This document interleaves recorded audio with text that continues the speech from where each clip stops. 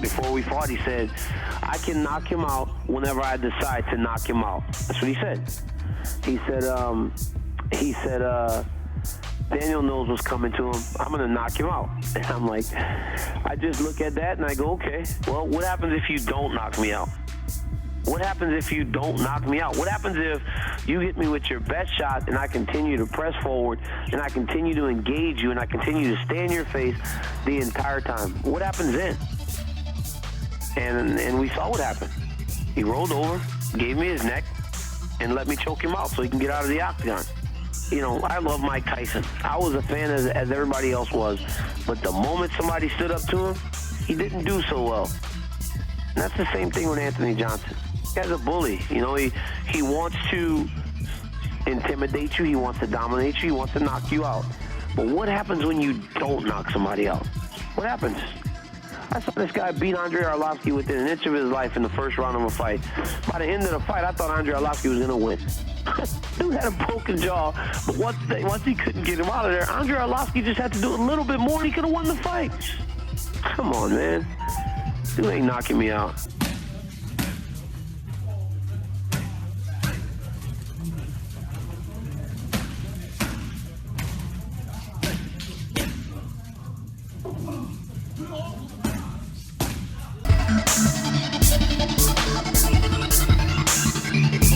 Yeah, sure, whatever. I mean, I like to fight Jon Jones. I mean, that's what I've been pining to do since 2000. When did we fight? 15? It's been 2 years. You know, that's all I've been wanting to do is get another opportunity to fight him.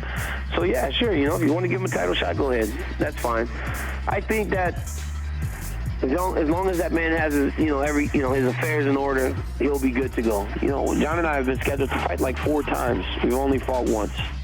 I'll put it out there. Jon and I will not fight in a co-main event to anyone but Conor McGregor. It's the only way that makes sense, right? I said after I lost to him the first time, and we were supposed to fight in April, I said, give me the 2 toughest guys this division has to offer. At that time, it was Gustafsson and Rumble. I'll beat them so that I can get back to this guy. I did it in a year. And I was ready to fight in April and then got the injury. And then, everything that happened in July didn't allow for us to fight. So I fought Anderson. I'm like, just get me back to where I need to be inside the octagon against Jones. That's really what it all leads to. Now, and truth is, now it's about my legacy too. You know, title defenses, wins with being the champion. That all matters to me. You know, so it's all part of the journey. But at the end of the day, I do want to get back to Jones.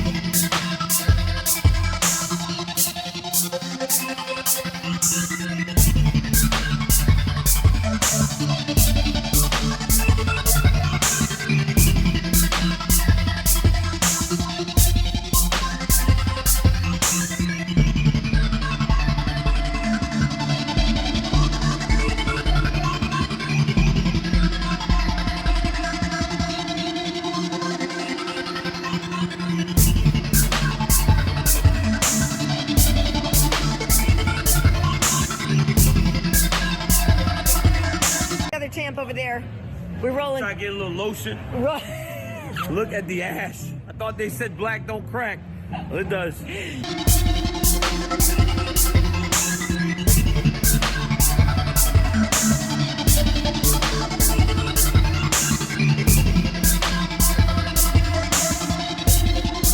I'm one of those. I'm a firm believer in the fact that once a fighter, you're always a fighter, and she might not ever want to fight again.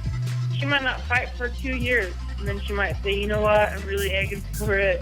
I want to get back in there. I want to fight. I've had enough of this regular life business, you know. I think that right now, I think that just in an honest opinion, I bet she just kind of feels you know what, maybe I'm going to focus on some other things right now. Going from a big high to a big low. I have a lot of respect for her. I've never said any different. I hope she's happy. I hope she does what she wants to do, whether that be fighting, whether that be go on to other things, focus on other things, you know. But all I got to say is any fighter, young enough, they might come back for another fight. You never know. You never know. Yeah.